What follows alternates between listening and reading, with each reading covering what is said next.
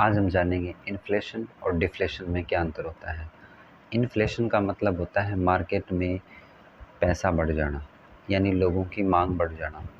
तो जितना लोगों के पास पैसा होगा उतनी ही लोगों की डिमांड बढ़ेगी। इसका मतलब होता है इन्फ्लेशन बढ़ जाना, यानी धीरे धीरे महंगाई का बढ़ जाना। और एक होता है डिफ्लेशन। डिफ्लेशन का मतलब होता है मांग का कम हो जाना। इसका मतलब है लोगों के पास तरलता, यानी लोगों के पास जो पैसा है वो कम हो जाना। तो लोगों के पास अगर पैसा कम रहेगा तो लोगों की डिमांड कम होगी। इसका मतलब बाज़ार में हम क्या कहेंगे कि मंदी है। तो इसको हम कहते हैं डिफ्लेशन। अर्थशास्त्र की भाषा में ये दो शब्द होते हैं, एक होता है इन्फ्लेशन, एक होता है डिफ्लेशन। दोनों एक दूसरे के अपोजिट होते हैं। इन्फ्लेशन का मतलब होता है, मैं एक बार फिर से बता देता हूँ, इन्फ्लेशन में लोगों के पास पैसा ज़्यादा होता है और पैसा ज़्यादा होने की वजह से लोग डिमांड ज़्यादा करेंगे, ख़रीदारी ज़्यादा करेंगे। इसलिए मार्केट में इसका बेनिफिट होता है बिजनेसमैन को, इंडस्ट्रीज़ को, और इसमें रोज़गार बढ़ते हैं।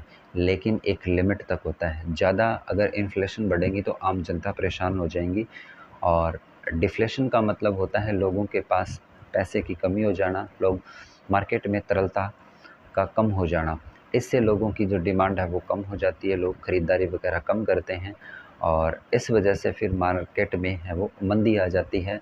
तो जो बिजनेसमैन है, जो इंडस्ट्रियां हैं, उनको क्या है इसमें नुकसान होता है और इससे बेरोज़गारी बढ़ती है, क्योंकि इसमें इंडस्ट्रियां वगैरह है उसमें काम कम हो जाते हैं, क्योंकि सप्लाई ज़्यादा होती नहीं, और सप्लाई नहीं होगी तो लोग हैं वो फिर बेरोज़गार हो जाते हैं। और दोनों में क्या होता है, जैसे इन्फ्लेशन के अंदर इंडस्ट्रीज़ को फ़ायदा होता है और डिफ्लेशन के अंदर कुछ हद तक अगर रहेगी तो इसमें आम जनता को बेनिफिट रहेगा।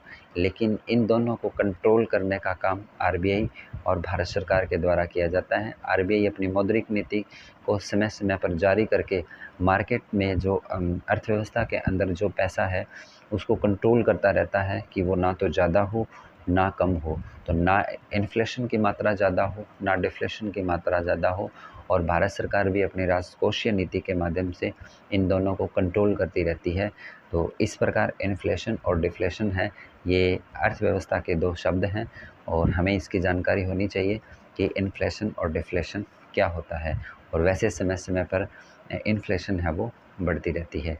Thank you.